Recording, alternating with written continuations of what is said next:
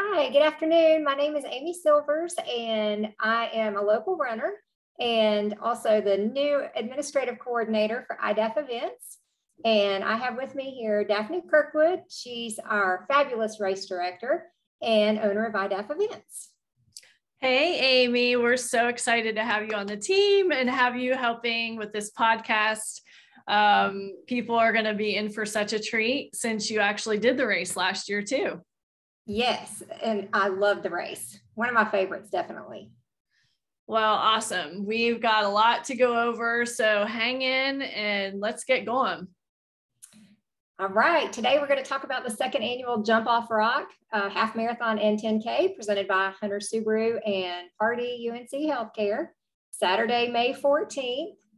I'm super excited about the race. Again, I ran the 10K last year and it was awesome. The weather was perfect. It was a beautiful day. We finished in downtown historic Hendersonville. So much to see and do and eat. So it's fabulous. Eat your way through Hendersonville afterwards, right? Absolutely. Well, that's awesome. What did you love the most about it? Like what stands out the most? Because you do a lot of races. Yes, I actually PR'd my 10K PR on this course. Yeah, so the course itself was definitely what made it the best for me. There's only just a little over 200 feet elevation gain and just some, little roller hills. And that's my favorite because I cruise downhill when I hit those downhills. Yeah, it's nice. Awesome. Well, we are so excited about the race again. And last year, it just felt like the city of Hendersonville just gave the whole running community a huge hug because that's what it felt like. I mean, race day was spectacular. The weather was perfect. I mean, it was like a picture perfect day. And the city of Hendersonville downtown just really came out in full force to cheer the runners on. They set up different water stations along the course that weren't even official water stations.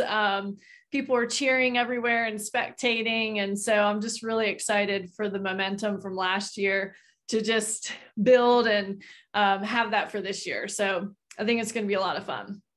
Absolutely. So the race is in Hendersonville. Where exactly do the races start and finish? The 10K and the half marathon. So the half marathon starts at the top of Jump Off Rock, and that is about 7 miles from downtown Hendersonville. And then the 10K starts at the Hendersonville YMCA, which is a couple miles from downtown Hendersonville. There is a course preview from last year that I did on YouTube that you could look up if you want to check that out. I actually need to look at it again and make sure it's all relevant, but the courses haven't changed. So you can take a look at that too. Perfect. We typically have a charity or a nonprofit partner for each one of iDaph events. Who's it going to be this year?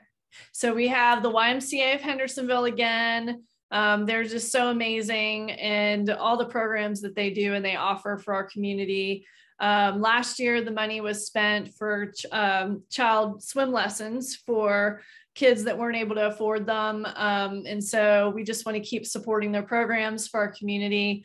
The Friends of Laurel Park is another one of our charity partners. We're running all through Laurel Park community. And so the funds help with just keeping up with the beauty and the landscape and all the different programs and events that they have in Laurel Park too. And then Blue Ridge Humane Society is a new one for us this year. Really excited to have our furry friends involved with the race. We love our cats and dogs. Absolutely. And we'll be collecting from you, the runners. So bring them, please. Dog food, cat food, collars, leashes, kitty litter, anything that's dog and cat related, they can use in the animal shelter and for adoptions. So next time you go into the grocery store or you go into Walmart or Target, pick up a couple dog or cat items, set them aside and bring them with you to packet pickup or to the finish after the race and donate them. We're trying to collect 100 items. I think we can totally do that for the Blue Ridge Humane Society. So bring those with you, and let's help our furry friends in our community. Absolutely. Let's talk about what people can expect on race weekend. I heard we have something new on Friday night during packet pickup hours. Yes, we do. I'm so excited. This is like a dream come true. Yoga the night before. The beautiful top of Jump Off Rock in the lawn. Yoga and massage, YAM is what they're known as in Hendersonville. They're going to offer a free yoga class, a stretch class to our participants, to our runners. Just bring a yoga mat, come out. They're going to be in the grass lawn. Carrie Ann, she's fantastic. She is such a hoot, and she will be there starting at 6:30. It will last about an hour, and it's not going to be a power yoga class. So you're not going to, get all wore out. It's going to help prepare you and relax you and just get you ready for the next day, for race day. And you can get dinner afterwards downtown, and then put your legs up and just get ready for Saturday. Wow, I'm kind of jealous. That's so cool. I wish I wasn't going to be busy at packet pickup. I'd totally go do that. I know. I was trying to figure out a way to like weasel my way out early of packet pickup to make an appearance, but we'll see how it goes. I don't know. Yeah. Okay. So, yeah. And speaking of that, what about packet pickup and registration? How is that going to work? Yeah. So registration right now, we have about 100 spots left. So I'm not sure if we'll have any more spots left on Friday, the day before the race, but that would be the last day you can register. So registration will close at 7 p.m. on Friday night because there's no packet pickup on Saturday. And so if your friends haven't registered yet, tell them to register because they're going really fast. And then packet pickup is on Friday. It's at the Hendersonville YMCA like it was last year if you joined us. It's a drive-through packet pickup just like last year. Stay in your car, just follow the cars into the parking lot. We'll hand you your stuff through your window. You don't need to get out.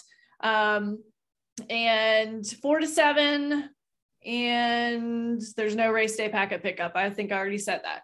No race day packet pickup and no race day registration. If you can't make it during that time, someone can pick it up for you on Friday. But we have no packet pickup on race day. Oh, I did want to mention too, because we get this question a lot. People love the goodie bags from Hunter Subaru and all the goodies that are in there. So if we mailed your packet to you, which we've been busy putting those together, haven't we, Amy? We have. Over 300 of them. Absolutely, yes. If you opted in for mailing, we don't mail the goodie bags. They're big and they're heavy. You can pick that up at packet pickup. You can drive through the line and we can give you that goodie bag, or you can get it after the race at the finish line. At the merchandise tent is where we'll have the leftover goodie bags. So you won't miss out on those. And that's where you can get those. Okay, so again, we want to stress no packet pickup on race day. And the options there are come attend packet pickup or have someone pick that up for you. Yes, you have to come Friday from 4 to 7 or have someone get it for you. It was very clear actually in registration. I think there was even a question that said, I understand that there is no race day packet pickup. But yeah, due to the logistics of this race with 2 different start lines and a finish line, it just logistically is way too challenging to do a race day registration and packet pickup. So we just can't accommodate that. All right. And what about the people, what if they want to switch distances? Like if they want to go from the 10K to the half, or they've trained and don't feel like they can quite do the half and they want to go down to the 10K? Yeah, so if they've already gotten their bib in the mail and didn't tell us before we shipped it to them, then they need to come to packet pickup from 4 to 7 on Friday and swap that race number out. Or they can have somebody bring it if they can't do it themselves. If they want to do that now while they're listening to the podcast, they can email support@iDaph.net, and you, Amy, can help make that change for them. And we just need to have that done before they pick up their packet, essentially. And if they forget, they can tell us when they're picking it up in line, and we can make that change. But it'd be nice if we knew that ahead of time so that we can get everything ready for them. Yes. Okay. And what if they say, well, I'm not going to be able to make it to packet pickup and I don't have anyone, so I'm just going to run with the bib I have? Unfortunately, they'll be disqualified. Okay. Yeah, it's a liability to not, run in the right race. All of our volunteers are going to know which race belongs to which color bib. The police, the volunteers, everybody. And so by not swapping it out, you really mess up the officials on the course, and other people too that you might be running with that are looking at your race number and thinking that you know which way you're going, because there is a spot on the 10K that veers off from the half for a short dog leg. So it can cause all kinds of complications. And so you wouldn't have a time, and it really is a disservice to the people that are out on the course. Definitely. And you don't want to follow someone with the wrong bib. You don't want to end up running a half marathon if you're scheduled for a 10K. Yeah. Exactly. Okay. And what time do the races start? What about the half marathon and first, I guess, and then the 10K later? Yeah, so because of the nature of the half being on top of Jump Off Rock, and you have to take a bus to get up there or have somebody drop you off at the start line, there's a rolling start for that event from 7:30 to 8:30.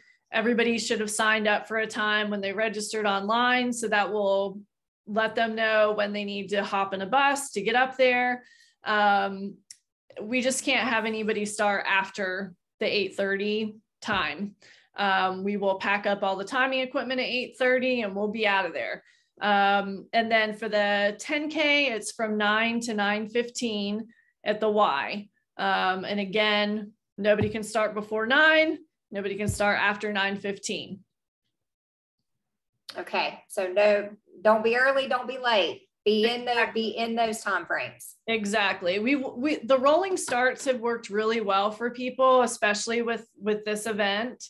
So that's why we're keeping it, but we just narrowed the window this year, and it really messes up the police and volunteers if you start the race early. Plus you won't have a time, because our timing equipment is set to start at a certain time. And I remember last year, the police called me about, I think it was like 7:15, and they said, "We see somebody on the course running. Did you start the race?" And so it really just sets off a lot of alarms. And so, people need to start on time, and we want to be able to continue to do the rolling start. So please adhere to those. That sounds good. And what about parking? Where do people park? Yeah, so on the event guide, there's all kinds of information about parking. So I'm going to keep it brief here for the sake of the podcast. But essentially for the half marathon, you need to park at the Dogwood parking lot, which is by the First Baptist Church in Hendersonville, or they have several auxiliary parking lots where we'll have signs and volunteers, and you can park there if Dogwood is full. You can park around town if you want to too, but those are just our designated parking areas. You don't have to pay for parking in the Dogwood lot that day. So that's really nice. And that's where the shuttles are going to pick up for the half. 10Kers can park in either of those parking lots if they want to, but they can also park by the Y in the Pardee Pardee Hospital parking areas. And that's a lot closer to the 10K start. But I know that some people are going to be driving together for the half and the 10K. And if that's the case, they should park at Dogwood or the First Baptist parking lot, auxiliary lots. And then the shuttle bus can take the 10K runner, drop them off on 5th Avenue, and they walk up to the start line at the Y. And that will happen on the way to the half marathon start in the shuttle. So they would get on the same shuttle together. 10K person would get dropped off a couple minutes later, and then they would keep going up to the start for the half. There's no parking at all up at the top of Jump Off Rock. The people who are going to park up there are race staff and volunteers. And there will be police up there making cars, making sure they don't park at all. And so just, don't make any plans to try to, leapfrog and have somebody park up top and one at the bottom. It won't work well for you. You can have somebody drop you off at the start lines, for both events, near the start. But you can't have a car parked at the top of Jump Off Rock. Sounds good. Got that. Okay. Now, since the race is, at least the half marathon starts pretty early, I'm hearing there might be coffee somewhere first thing in the morning. Yes. Is that true? Yes. Well, the shuttles are going to run a little earlier this year, starting at 6:30 a.m. And so if you're one of those early Jump Off Rock half marathoners at 7:30, you probably want to get on the shuttle about that time at 6:30, be on those first ones. And if you want to get a shot of espresso or some coffee or hot chocolate, I think they also have tea. Bare Bones Brewhouse will be right there at the shuttle start to take care of that caffeine fix for you. So yeah, they'll be right there. That'll be handy, especially for a runner. Yes. Okay, so after we're parked, yes, head to the shuttles. Yep. Head to the shuttles, and you will hop on those. If you are a 10K runner and you don't have to get to the start line till 9, and the shuttles are really full, and you get there at 7:30. Give up your spot for a half marathon person to get on the shuttle so that they can get up to the top. There's going to be plenty of shuttles, but just be mindful, if your start time isn't till later, and you're super early and the buses look full, let somebody else go up before you. When you're up at the start line for the half, 7:30 to 8:30 is the start time window. So if you're running a couple minutes late from what you signed up for online, it's okay. Your time will not start until you cross the mat, and we're not going to be checking when you get up there to see what exact time you started. We have assigned those so that people can get in the bus and they're not all there at the same time, because the buses can't accommodate 700 half marathon people to be there all at 6:30 to get on the bus. So we need to spread people out. Does that make sense? It does make sense, yes. Okay. Now, what if a runner has a friend or family member with them? Can they ride the shuttles as well?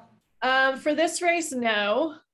We just don't have the room for spectators to be on the shuttles. And really, if your spectator got up to the top of the half, I mean, they're sort of stuck unless they're going to run down, and they would need to have a race number for that. And then the 10K, the Y is, maybe a mile or so from that parking lot. They could walk over to the 10K start if they wanted to, but we'll talk about spectator areas in just a bit, the best places for people to watch. And, but yeah, they're not able to do that. And also something to keep in mind, don't leave anything in the shuttle buses because it'll be gone. It'll go to Lost and Found. We're going to donate it to the rescue ministry. So if you're super cold in the morning and you're going to throw something off or trash it, make sure that, you're willing to let go of it, because we're not going to be able to give it back to you after the race. Okay. And you mentioned up at the top of Jump Off Rock, if someone wants to drop off a runner, what's the process and the procedure for that? Yep. So the best thing to do is don't follow GPS because it's going to tell you a shortcut to come up.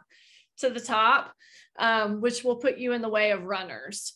And so the best thing to do is go Laurel Park Highway the whole way up to the top. And that will take you up there. And that's the safest way for the runners to get there. Okay. So you've got your race bib and your swag. Your bib is pinned on the front of the outside of your shirt. Yes. Especially if you've got like a sweatshirt or a jacket that you're going to be like taking off and tying around, you want your bib to be on something that you can, keep open and available, very visible. So you want your bib not to get crinkled or bent or hidden. Needs to be on the front for the whole run so that the chip works effectively, and photographers can get that number too, so you can see yourself. Exactly. Yes, exactly. It's so important, sometimes we see people that put their bibs underneath a jacket and they don't take it off, or it's on their back, and volunteers can't help you at all during the race when they can't see your number. And chances are if it's under something, your timing chip won't read. So. Yeah. All right. So make sure that's on the top layer and it's visible. Mm-hmm. Yeah. Okay. And what are the courses like? Yeah, well, I think most people signed up because they heard this was a downhill and fast half marathon. So I think the biggest thing that I hear from people who haven't done it is that they're nervous about how steep the downhill is, but it's not. So I'm going to put that myth aside. The downhill is very gradual. In fact, I rode on my bike the other day, and there's a couple uphills in the downhill portion coming through Laurel Park, which helps just give your legs a little bit of a break. But it's a windy, rolling, beautiful, scenic downhill. Just soak it in and enjoy it. There's a couple spots, one on Orchard Lane, that has it's like an overlook and you can just see out, and it is just beautiful right now with all the different color of green trees and stuff. So once you get down the hill into the Y, that's about mile 7 for the half marathoners. And then they run to the lake, just like the 10K runners do. And it's mostly flat. Mostly flat there, Amy. But the 10K does veer off from the half about halfway around the lake. We just needed a short little section in order to make the 10K a true 10K. So definitely watch for that because you don't want to skip that part. We will have a timing mat down there to make sure that 10K runners get to that spot. And we will have timing mats along the course, just making sure everybody does the full thing. Yeah, so it's beautiful. It's an amazing course, I think. I think it's great. Yes. Well, I can speak for the 10K for sure. And I'm sure the half marathon is as well. Yeah. Okay. You always, just about always have at least one stinker hill. So where is that going to be in this one? Yeah, I think you might remember it. There is one that's coming out of Lenox Park area that takes you to the lake, to Osceola Lake. So you sort of go up it and then you go down a hill, and it's not long. It just sort of is like there, and you're like, oh really, why is this hill here? And so you hit the hill, you go down, you go around the lake, which is completely flat, and then you have to go back up the hill and down. So that's the one on the 10K that I would say gets people. And then the half, it's more towards the end of the race. I'm not quite sure what mile marker it is off the top of my head, but it's just something to keep in mind. Okay. There's always got to be one of those in these races around here. Yeah. You got to keep us on our toes. Yeah, exactly. Okay. Speaking of Osceola Lake, right now it does say road closed around there. What's up with that? Yeah, so we had this last year, the same thing. The dam is closed to through traffic, so cars can't drive the whole way around the lake. The backside is closed off to cars so that they can't go across the dam. And so it's still like that. So if you're planning to come spectate, just know that there is no outlet if you go around the backside of the lake. And the runners, there's a little area on the left of the road closed barricade where you can go cut through and go across the dam so that you can do your whole loop around the lake. So runners do get to go through. Cars, you're out of luck. You won't get through. All right. And the courses, what about traffic? Is there open traffic, or are there any parts of it that are closed? Yep, the whole course is open to traffic. So you always got to be mindful. When I put stickers and route arrows down and markings on the road with tape and with paint, watch where I'm directing you to run. Sometimes it's facing traffic, sometimes it might be with traffic. And it's because of a turn coming up, or it's the safest area for you to run. So really pay attention to those markings so that you know which side to run on. And don't take up the whole road. That's one way for us to not have this event again. You know, run on the sidewalks when you see them, when you can, especially, you know, when there's areas where it's just you or only a couple people and it's not a big group. Just try to be really conscious of that and mindful of that. The city is still operating and we want to be good community members and we want them to let us to have the event again. And so the more we can just work together with the community and let the city keep moving while we're moving, the better for everybody. Got that. All right. What time does the course close? It closes at noon. Okay, so everyone, both races, 10K and half marathon, everyone needs to be done by noon. Yep. Mm-hmm. Okay, and course markings and signs. I always love to run with music. Yep. You are allowing headphones at the event, but always just keep the volume low so that you can hear traffic, and also the volunteers who are directing you, especially where the course splits between the 10K and the half. Yep, exactly.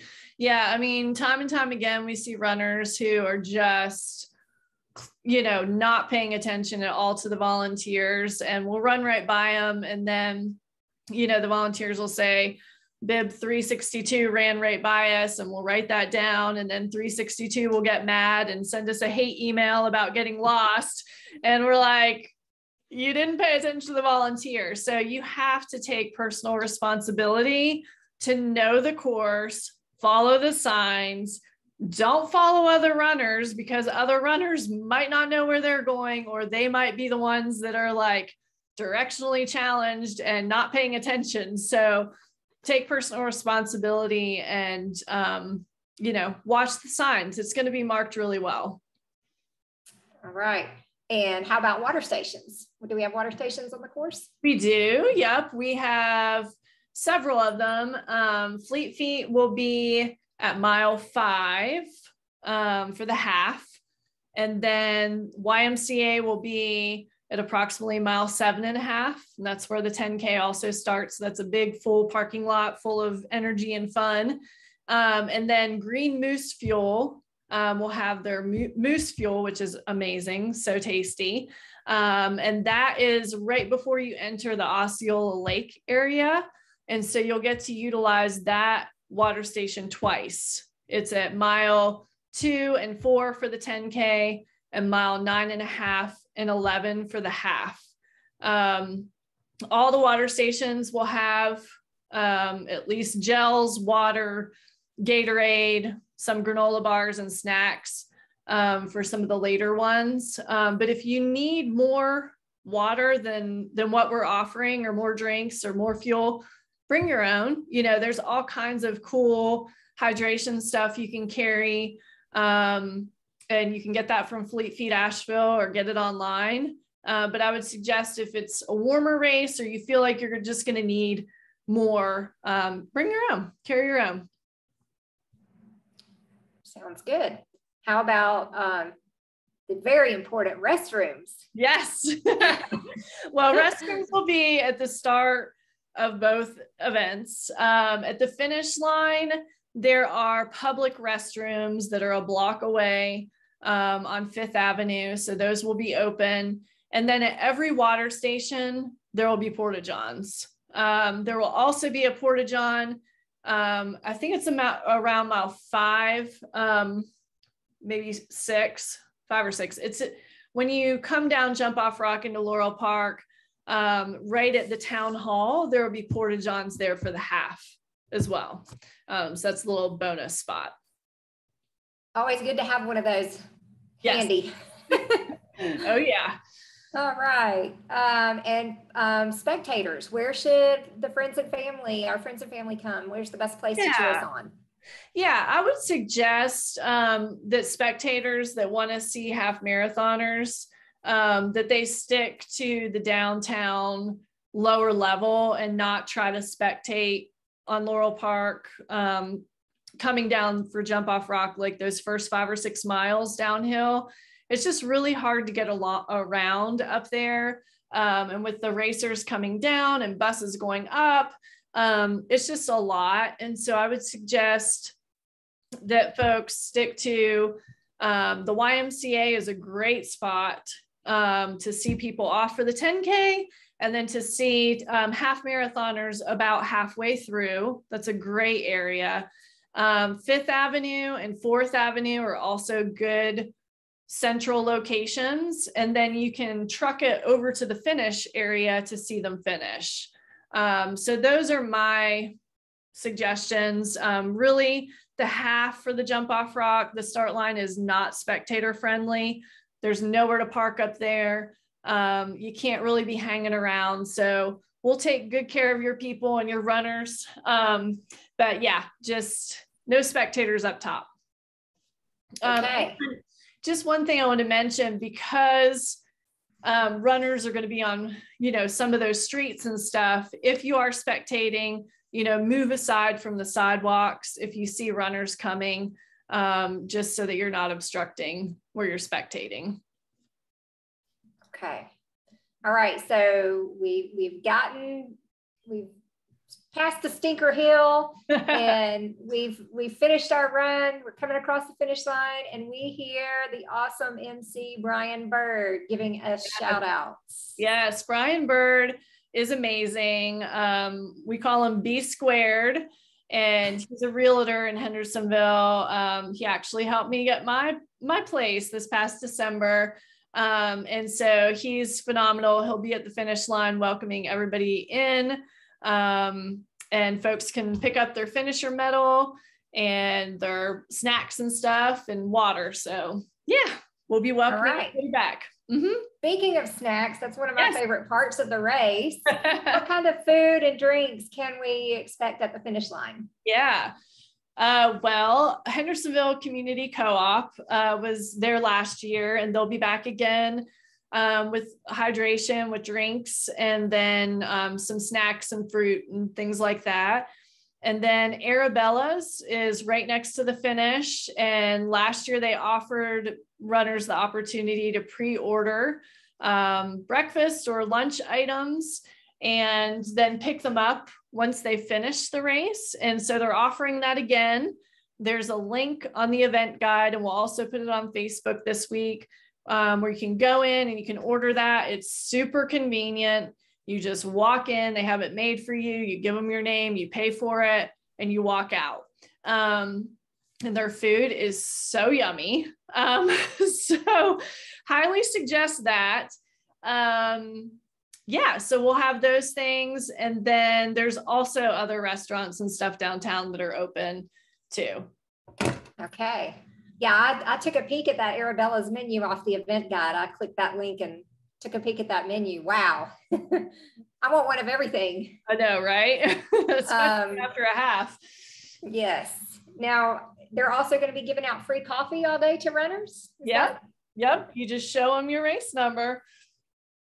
Okay, what about, are there other happenings on race day? Like any other things going on that we can do fun? Well, this year we're going to have a live band at the finish. So that's going to be really fun. And then farmers market is a couple blocks over. We have a free beer ticket on your race number for Ocklawaha Brewery. So you can pop in there, get your free beer on race day. Yoga and massage is going to be at the finish, giving out free massages. PT Solutions will be there, doing injury screenings, and they're just a great resource if you ever have a unfortunate running injury, which a lot of us get. And then Kilwins will also be giving out 20% off ice cream, and they are right at the finish line. And I walked in there the other day, Amy, and let me just tell you, it smelled like heaven. I think we'll smell someday. It's amazing. I can imagine. Yeah. You're making me want ice cream. Yeah. Well, they have fudge and candy and all kinds of stuff in there. Oh, wow. Yeah. And then Pardee Medical will be there on site in case somebody, you know, trips and falls, has something that they need attention. They'll be there. And then our presenting sponsor, Hunter Subaru, will also be there. They'll have one of their Subarus out there, and they'll be on site too. We're going to have lots of great merchandise available. Appalachian Trilogy. We got some new hoodies coming in. Free to run shirts, run local shirts, last year's Jump Off Rock shirts. And then the goodie bags, of course, for people to pick up too. So lots of stuff at the finish, and then into downtown as well. Okay, and be sure, runners, be sure to check out the flyers and the goodie bags for discounts all around downtown with local businesses that have partnered with us. Yay, there it is. Yeah, I printed it off because there's so many this year. Did you take advantage of this last year? Going into places? I don't think I did last year, no, but I probably will this year. I'll have more time. Yeah, so all you have to do is just take your race number in and go into these places, and they're going to give you discounts all day. So there's Arabella's, which we mentioned, Silver Fox Gallery, which has amazing art pieces, Kilwins, there's an aquarium down there, Pisgah Forest Gem Mine, Lazy One, there's a vintage photo scan, consignment store, Beehive Consignment. There's a really cool new soap company called Willow Hill Soap Company. They have all kinds of really yummy, smelly lotions and soaps and bars and chapsticks and stuff like that. Wine Sage and Gourmet, Art Mob Studios, Black Bear Coffee, Moonshine and Magnolias. There's a pet store called Wag that's giving out a free scoop of dog treats. They did that last year, and it was really cool. Homestead, the Kingmakers Draft, and again, Ocklawaha Brewing Company. So there's a bunch of stuff. So take the day after you're done, even if you go back to your hotel or go home and shower and come back and enjoy the afternoon and the evening in downtown, because it's really awesome what they're doing. So yes, absolutely. So much to see and so much to eat. Yes. So. Okay, we mentioned before about making sure bibs were visible so the photographer can catch you and your number. Will there be photographers out on the race course? Yep, we'll have a couple out on the course, and then we'll have one at the finish line. Please know that the photographers do their best to get as many photos as they can, but there's not somebody in a stagnant spot all day taking everybody's photos.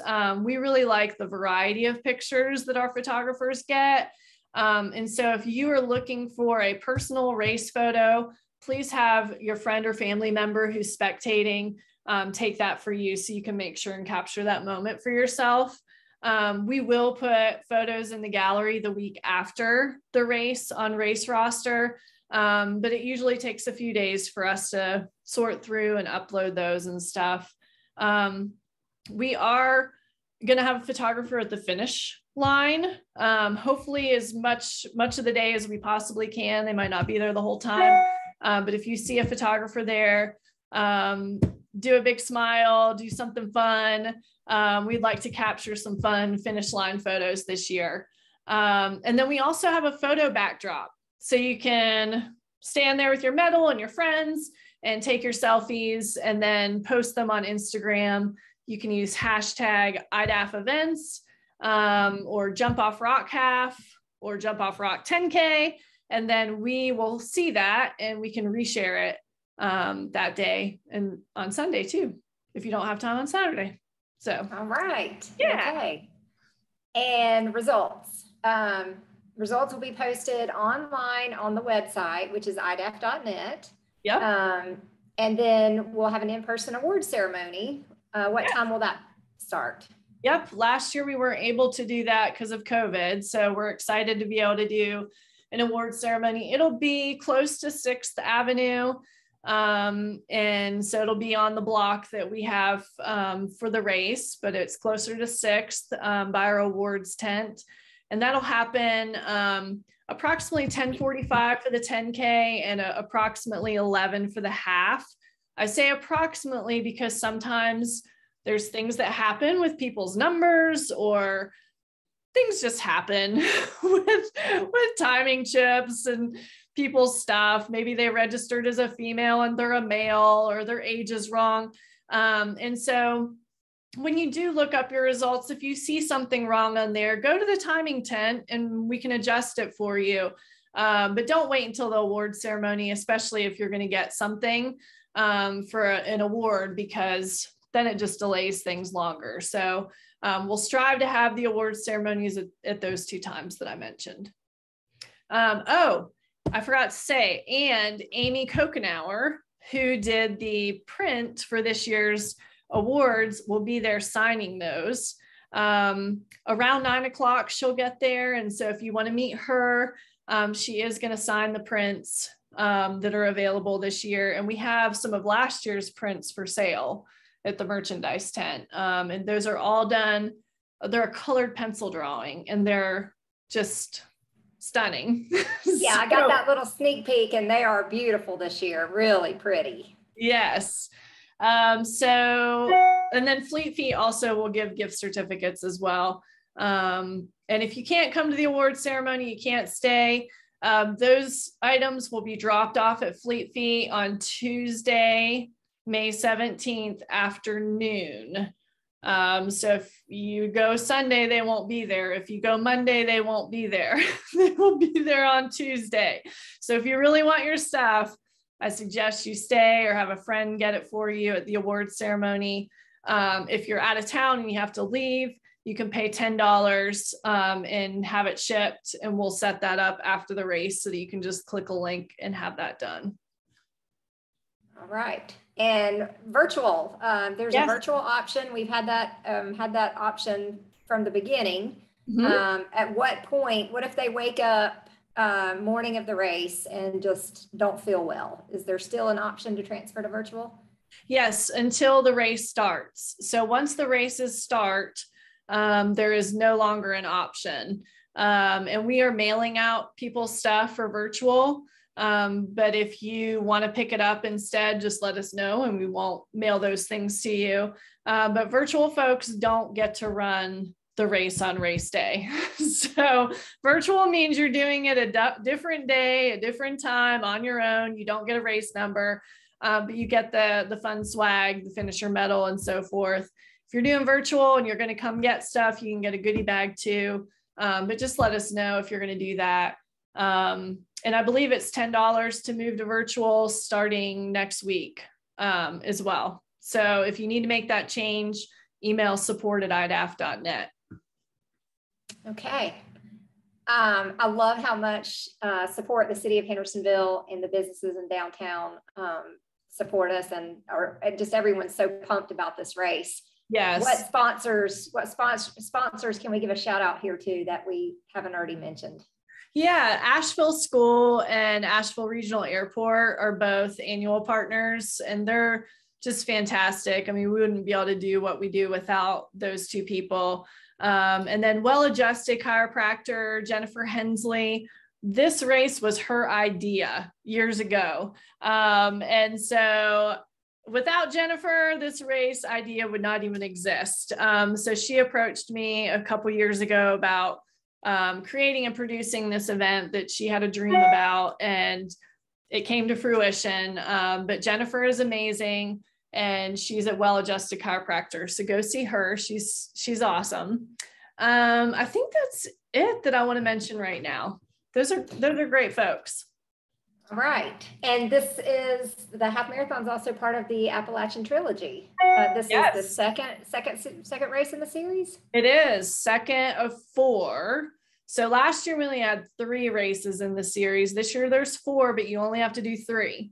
So it's not too late to join if you haven't joined the Appalachian Trilogy. So Jump Off Rock could be your first one if you want it to be, and then the Rad Half on June 12th and the Black Bear Half on October 9th. Okay, and how do you sign up for that? Is there a special form or a special spot to register for that Appalachian Trilogy? Yeah, there is a form online, but really you don't have to sign up on the form. We will tally up on July 9th when we order the medals for the trilogy. We'll tally up who has signed up for the 3 events, 3 out of the 4, and those folks will be considered in the trilogy. So if you want to do the trilogy, sign up for at least 3 of those races by July 9th. All right, sounds good. Well, I think we've covered everything. Thanks so much. Thanks so much for joining us today on the podcast. We are looking forward to seeing everyone at the second annual Jump Off Rock Half Marathon and 10K presented by Hunter Subaru and Pardee UNC Healthcare in Hendersonville. And that's Saturday, May 14th. And we're looking forward to seeing everyone. Yeah, we'll see you guys next week. Thank you. Thank you.